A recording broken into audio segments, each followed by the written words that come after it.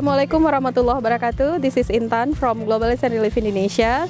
Currently, we are in Limo Blanc village in Indrapuri sub-district of Aceh province, and we are here for slaughtering and proceeding all the kurbani for 2023. And we are going to distribute all the meat within 2 days. So today we are going to distribute half of the meat for the needy families, and then another one will be tomorrow. So as you can see behind me, all the volunteers and our staff are preparing the meat, put it in the box to be distributed later after duhur for the Duafa families, the beneficiaries of this project. So keep in touch and stay tuned. Inshallah, we'll get back to you with more information. Thank you.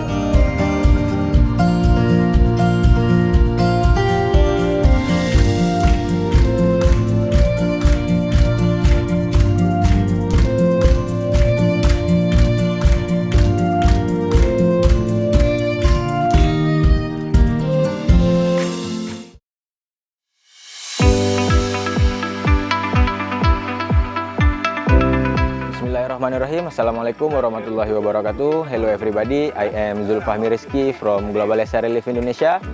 Today is the last day for us to implement Kurbani 2023 project donated by Muslim Health Fund. Alhamdulillah, in this year we received 10 cows from Muslim Health Fund that will be benefited 800 families in Aceh.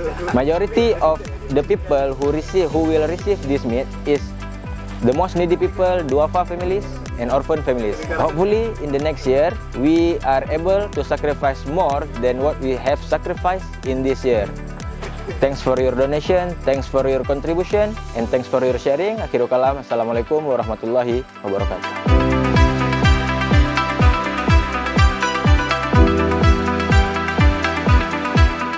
Ya, insya Allah dengan ada bantuan yang begini untuk membantu masyarakat fakir miskin dan duafa, kami juga terima kasih. Dengan harapan ini kami mengucapkan untuk selanjutnya, ke depannya, adik selalu untuk membantu masyarakat kami, karena banyak masyarakat kami yang miskin di sini, yang fakir miskin banyak di sini, karena kami di sini tidak ada kurangnya pegawai negeri. Karena kami di sini hanya adalah petani semua, kaum-kaum duafa semua, dan istri-istri janda semua, dan anak-anak yatim, dan fakir miskin. Dan kami harapkan dengan ada ini bantuan, kami merasa gembira, merasa lega yang kami miskin ini. Walaupun ini yang pertama sekali buat kami menerima bantuan ini, syukur alhamdulillah. Karena jujur mungkin nggak semua orang bisa menerima bantuan seperti ini, makanya kami syukur alhamdulillah karena kami sudah dipilih oleh Allah salah satu desa yang bisa menerima manfaat dari kurban hari ini, dan ini sangat bermanfaat. Apalagi alhamdulillah masyarakat kami, terutama saya sendiri, sudah dapat semua kita merasakan daging kurban, dan semoga yang memberikan kurban untuk kami bisa mendapat pahala yang setimpal dari Allah Subhanahu wa taala, dan diberi kesehatan dan umur panjang, serta diberi tempat yang seindah-indahnya lah di sisi Allah di akhirat nanti.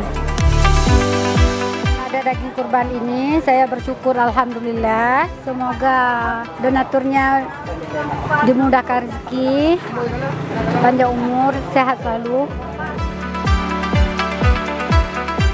Masyarakat Limo Blanc dan umumnya dari Kecamatan Indrapuri mengucapkan terima kasih kepada yang telah menyumbangkan kurban ini, daging kurban ini.